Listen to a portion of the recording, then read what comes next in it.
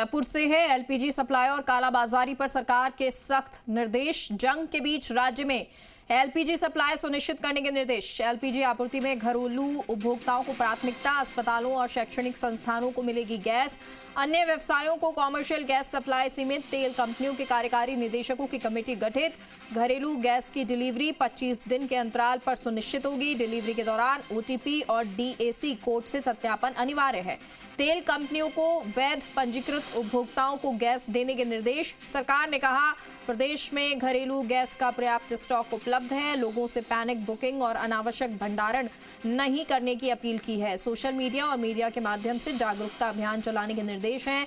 जिले में social media पर अफवाह फैलाने वालों पर सख्त कार्रवाई। अवैध रिफिलिंग, भंडारण और कालाबाजारी रोकने के लिए डिस्ट्रिक्ट विजिलेंस यूनिट का गठन किया गया है और दोषियों पर आवश्यक वस्तु अधिनियम 1955 और एलपीजी कंट्रोल ऑर्डर 2000 के तहत कार्रवाई। जिला सतर्कता यूनिट बॉटलिंग प्लांट और गैस एजेंसियों का भौतिक निरीक्षण करेंगी।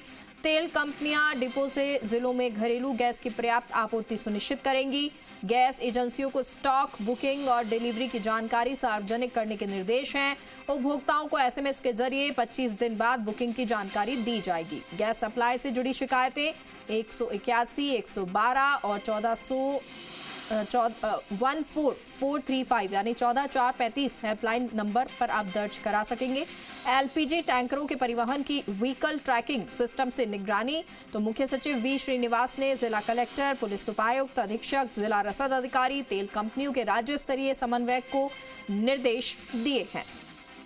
सहयोगी दीपक हमारे साथ इस खबर पर जुड़ गए हैं। दीपक, मुख्य सचिव ने भी जिला कलेक्टर्स को निर्देश दिए हैं और वहीं मुख्यमंत्री ने ये निर्देश दिए कि कहीं भी पैनिक नहीं होना चाहिए और आपूर्ति निर्बाध तरीके से मिलनी चाहिए। पूरी जानकारी दें इस पर। बिल्कुल, देखिए, कल मुख्यमंत्री भजनलाल शर्मा और उसके बाद में चीफ सेक्रेटरी ने तमाम अधिकारियों की बैठक की थी और उसके बाद में ये जो डायरेक्शंस हैं जिला कलेक्टर को और कह सकते हैं कि डीसीपी, एसपी, जिला रसद अधिकारी और तीनों तेल कंपनियों के जो कोऑर्डिनेटर और साथ में जो क्षेत्रीय प्रबंधक हैं आईओसी, बीपीसी, एचपीसीएल के, इनको ये लेटर लिखा है। इसमें देखिए, वर्तमान में जो अंतर्राष्ट्रीय संकट से जो बना हुआ है तो उसमें राज्य में एलपीजी की निर्बाध आपूर्ति सुनिश्चित करने, साथ में जो कालाबाजारी रोकने और विशेष प्रवर्तन जो जांच को यहाँ पर डायरेक्शन यहाँ पर दिए गए हैं और करीब 11 बिंदु इसमें डायरेक्शंस में दिए गए हैं, जिसमें साफ तौर पर ये कहा गया है कि जो ऑयल कंपनी द्वारा आवश्यक कदम उठाते हुए घरेलू सिलेंडरों की आपूर्ति 25 दिन के अंतराल, जो कि एक कह सकते हैं कैपिंग कर दी गई थी कि आप यदि आज सिलेंडर आपके आ जाता है तो 25 दिन बाद आप बुक कराएंगे और साथ में आपूर्ति आधारित जनित यानी कि ओटीपी जो है, वन टाइम पासवर्ड और डिजिटल बुकिंग जो डिलीवरी ऑथेंटिक जो थ्रो कोड है यानी कि डीएसी, उसके द्वारा ही सिलेंडर यहाँ पर दी जाएगा।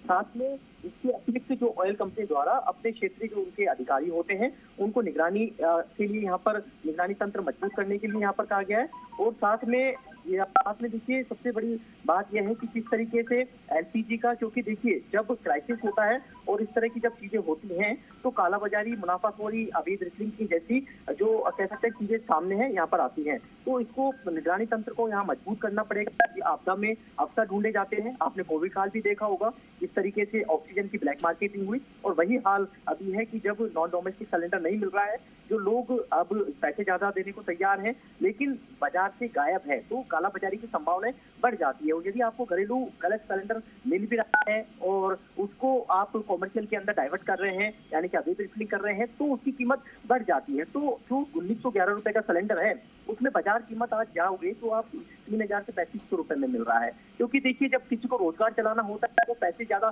देकर के यहाँ पर। ठीक है दीपक, बहुत बहुत शुक्रिया आपका इस तमाम जानकारी के लिए।